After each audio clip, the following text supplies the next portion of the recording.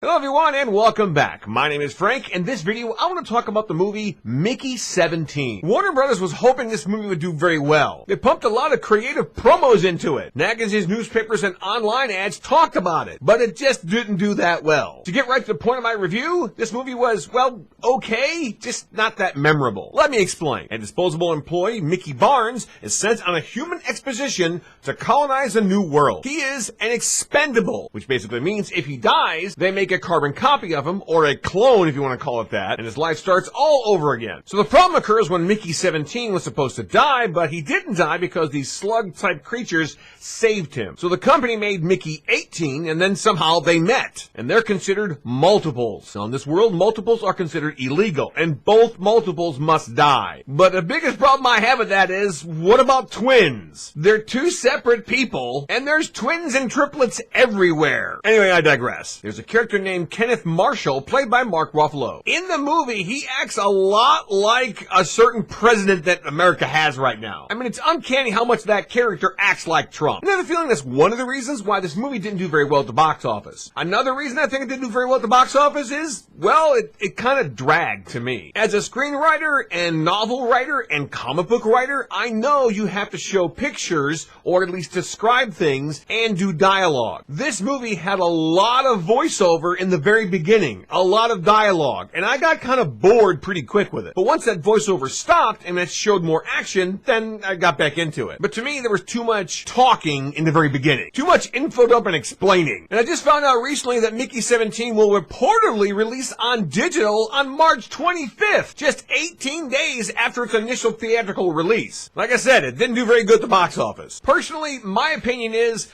the story wasn't that great. The concept of the idea behind it was fantastic. The idea of somebody using a clone or a copy and dying over and over and over again was a great concept. And every time you die, you're sort of being used as a guinea pig. I love that idea. But this movie, I don't know, it just didn't do it for me. And like I said a long time ago, I try not to badmouth movies that much. Again, the idea behind this movie was really good. I love some of the technology stuff. But it just didn't, I don't know, it just wasn't there for me. So now I want to know from you guys, have you seen Mickey 17? If you haven't seen it in theaters yet, it'll be on digital real soon. If you have seen Mickey 17, comment below the video and let's talk about it, because I'd love to know what you think about Mickey 17. Now, before I wrap up this video, I want to remind you to please subscribe to my channel on YouTube, make a comment, and like the video as well, because every little bit helps. I really appreciate it. That's all for now. Thanks a lot for watching, and see you next time.